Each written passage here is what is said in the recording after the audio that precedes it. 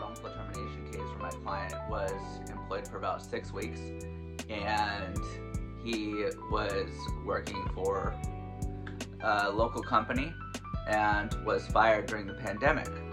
So he had recently had a newborn, and his wife was at home with the newborn.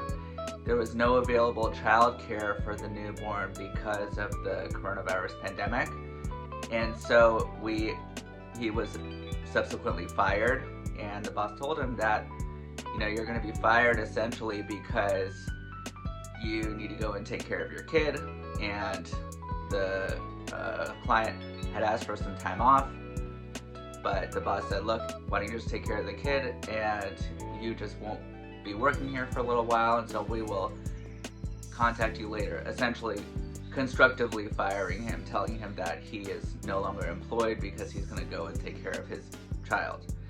And so I was retained as counsel and filed suit against the company. And so what we did was we said, look, there's a new law that came out. It's called the Families First Coronavirus Response Act, which essentially says that a person cannot be terminated if they have to go and take care of their child when there is an unavailable daycare due to coronavirus.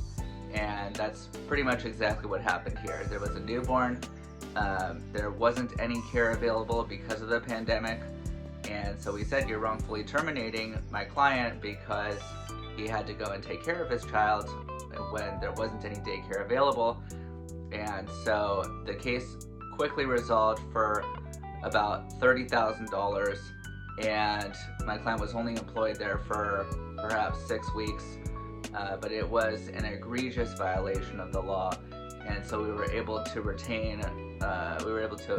settle that claim without getting into any heavy litigation. We literally just filed suit, and we were able to resolve it shortly thereafter. So wrongful termination is really based on if a person is terminated that is for a reason that's against public policy. And so public policy at the time was that a person should not be fired when they have to take care of their child because of pandemic-related reasons. For example, not having a proper child care that's open, proper daycare that's open because of the pandemic. And so we were able to resolve this very quickly, swiftly for the client, and ultimately get a good settlement for a relatively short employment period.